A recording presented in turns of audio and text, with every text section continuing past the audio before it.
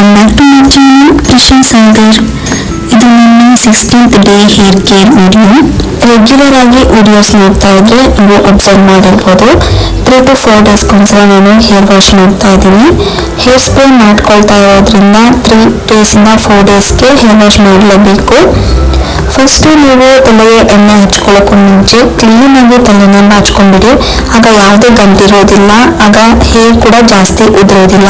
ಹಾಗೆ ಈ ಥರ ಬಾಟಲ್ನ ಯೂಸ್ ಮಾಡಿ ಆಯಿಲ್ ಅಪ್ಲೈ ಮಾಡ್ಕೊಳ್ಳೋಕ್ಕೆ ತುಂಬ ಈಸಿ ಆಗುತ್ತೆ. ತುಂಬ ಸ್ಲೋ ಆಗಿ ನೀವು ಫಿಂಗರ್ ಟಿಪ್ಪಿಂದ ಮಸಾಜ್ ಮಾಡ್ಕೊಳ್ಳಿ. ಮಸಾಜ್ ಎಲ್ಲ ಮಾಡ್ಕೊಂಡು ಆದಮೇಲೆ ತುಂಬ ಲೂಸಾಗಿ ಸ್ಮಾಲ್ ಕ್ಲಿಪ್ನ ಯೂಸ್ ಮಾಡಿಕೊಂಡು ಟೈ ಮಾಡ್ಕೊಂಡಿರಿ. ಒಂದು 2 ಅವರ್ ಬಿಟ್ಟು ಹೇರ್ ವಾಶ್ ಮಾಡಿದ್ರೆ ಸಾಕು. ಇವತ್ತು ಊಟಕ್ಕೆ ವೆಜಿಟೇಬಲ್ ಪಲಾವು, ಹಾಗೆ ಹೀರೆಕಾಯಿ ಗೊಜ್ಜು ಮತ್ತೆ ಪ್ಯೂರಿಗೆ ಏನೆಲ್ಲ ಬೇಕೋ ಎಲ್ಲ ತರಕಾರಿನೂ ಫಸ್ಟ್ ಕಟ್ ಮಾಡ್ಕೊಂಡ್ಬಿಟ್ಟಿದ್ದೀನಿ. ಸಿಂಪಲ್ ಆಗಿ ಪಲಾವ್ ಮಾಡಲಿಕ್ಕೆ ಫಸ್ಟ್ ವೆಜಿಟೇಬಲ್ಸ್ ನಾನು ಕಟ್ ಮಾಡ್ಕೊಂಡಿದ್ದೀನಿ. ನೆಕ್ಸ್ಟ್ ಒಂದು ಜಾಗೆ 1 ಬೆಳ್ಳುಳ್ಳಿ, ಶುಂಠಿ, 2 ಮೆಣಸಿನಕಾಯಿ, ಸ್ವಲ್ಪ ಕರಿಬೇವು, ಕೊತ್ತಂಬರಿ ಹಾಗೆ ಸ್ವಲ್ಪ ಪುದೀನ ಹಾಕಿ ನೀರು ಹಾಕ್ದೇನೆ ಅದನ್ನ ತರಿಯಾಗಿ ರುಬ್ಕೋಬೇಕು. ನೆಕ್ಸ್ಟ್ ಒಂದು ಕುಕ್ಕರ್ಗೆ ಚಕ್ಕೆ, ಲವಂಗ, ಏಲಕ್ಕಿ, ಹುಣ್ಣಗು ರುಬ್ಬಿಟ್ಕೊಂಡು ಪೇಸ್ಟ್ನ ಹಾಕಿ ಚೆನ್ನಾಗಿ ಎಣ್ಣೆಗೆ ಮಿಕ್ಸ್ ಮಾಡಿ ಎಲ್ಲ ತರಕಾರಿನ ಹಾಕ್ಬಿಟ್ಟು ಎಣ್ಣೆಲಿ ಚೆನ್ನಾಗಿ ಕಂದಿಸ್ಕೊಂಡು ತೊಳೆದಿಟ್ಕೊಳ್ಳೋ ಅಕ್ಕಿನ ಹಾಕಿ ಚೆನ್ನಾಗಿ ಮಿಕ್ಸ್ ಮಾಡಿ ಅಳತೆ ಮಾಡಿಕೊಂಡು ನೀರನ್ನ ಹಾಕಿ ರುಚಿಗೆ ತಕ್ಕಷ್ಟು ಉಪ್ಪು ಹಾಗೆ ಸ್ವಲ್ಪ ತುಪ್ಪನ ಹಾಕಿ ಚೆನ್ನಾಗಿ ಮಿಕ್ಸ್ ಮಾಡಿ 3 ರಿಂದ 4 ವಿಷಲ್ ಮಾಡಿದ್ರೆ ಸಾಕು. ಹಾಗೆ ಊಟಕ್ಕೆ ಅಂತ ಸ್ವಲ್ಪ ಬೆಂಡೆಕಾಯಿನ ಸಣ್ಣದಾಗಿ ಹಚ್ಕೊಂಡು ಎಣ್ಣೆ ಉಪ್ಪನ್ನ ಹಾಕ್ಬಿಟ್ಟು ಸ್ವಲ್ಪ ಫ್ರೈ ಮಾಡ್ಕೊಂಡಿದ್ದೀನಿ.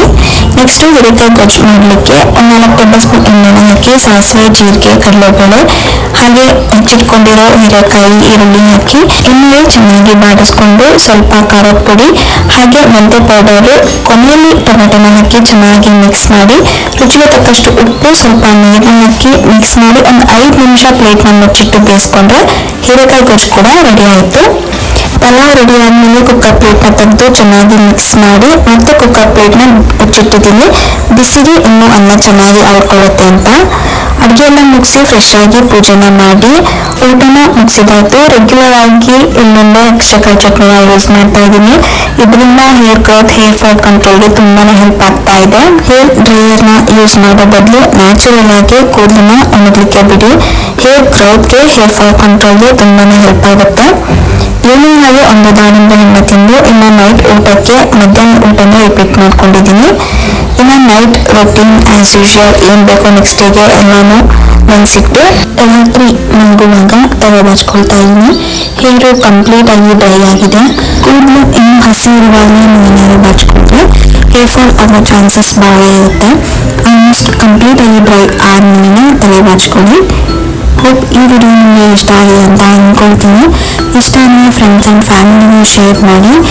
ಹಾಗೆ ಯಾರೆಲ್ಲ ಫಸ್ಟ್ ಟೈಮ್ ನನ್ನ ಯೂಟ್ಯೂಬ್ ಚಾನಲ್ ವೀಡಿಯೋಸ್ ನೋಡ್ತಾ ಇದ್ದರೆ ಸಬ್ಸ್ಕ್ರೈಬ್ ಆಗೋದನ್ನು ಮರಿಬೇಡಿ.